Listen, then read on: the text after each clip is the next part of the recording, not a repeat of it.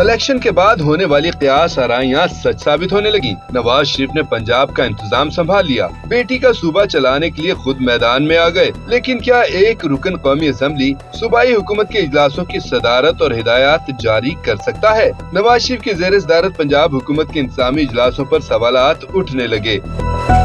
8 फरवरी को आम इंतखाबात के इनेकाद के बाद से अवाम की नजरों से ओझल रहने के बाद सरबराह मुस्लिम लीग नून नवाज शरीफ गुज़िश्ता रोज हुकूमत पंजाब की 3 इंतजामी इजलासों की सदारत करके तवज्जो का मरकज बन गए। यही नहीं, साबिक वज़ीर आज़म ने मुख्तलिफ मंसूबों बशमूल ज़ेरे ज़मीन ट्रेन और मेट्रो बस, किसानों की फलाह बहबूद, तलबा के लिए इलेक्ट्रिक बाइक्स और रमजान रिलीफ पैकेज के हवाले से हिदायत जारी की। वज़ीर आला ऑफिस में इन इजलासों के दौरान वज़ीर आला पंजाब मरियम नवाज अपने वालिद के हमरा बैठी रहीं।